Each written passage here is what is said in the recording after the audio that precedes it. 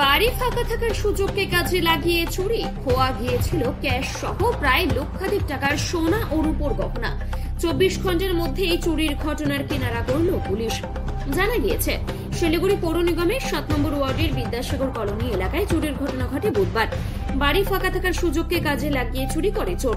বাইরে থেকে ফিরে বাড়ির মানুষজনেরা দেখেন লন্ডভন্ড হয়ে রয়েছে গোটা বাড়ি এবং তালাভাঙা অবস্থায় রয়েছে। এরপর বাড়ির ভেতরে প্রবেশ করতে দেখেন সমস্ত জিনিসপত্র নিয়ে চম্পট দিয়েছে চোর। লকারে রাখা টাকা, সোনার গয়না কোনো কিছুই বাদ রাখেননি, সব নিয়ে এই পালিয়ে গিয়েছে। প্রায় 4 থেকে 5 লক্ষ টাকার সোনার উপর গহনা নিয়ে পালিয়ে যায় চোরের দল।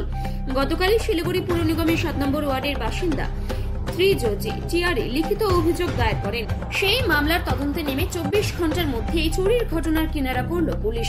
প্রথমে একজনকে আটক করে, ধৃতের নাম রাজ চৌধুরী। তাকে জিজ্ঞাসাবাদ করার পর পরবর্তীতে ওই চুরি যাওয়া জিনিসপত্রগুলি ক্রয় করার অভিযোগে 4 নম্বর ওয়ার্ডের বিজেপি মন্ডল প্রেসিডেন্ট শ্যামল সরকারের ছেলে মিঠুন সরকারকে গ্রেপ্তার করে শিলিগুড়ি মেট্রোপলিটন পুলিশের শিলিগুড়ি থানার পুলিশ। বৃহস্পতিবার তাদের শিলিগুড়ি আদালতে তোলা হয়। অর্ধেক জিনিস আপাতত উদ্ধার করা গিয়েছে, বাকি জিনিসগুলো উদ্ধার করার চেষ্টা চালাচ্ছে পুলিশ। ধৃতদের পুলিশ রিমান্ডে নেওয়ার আবেদন জানানো হয়েছে।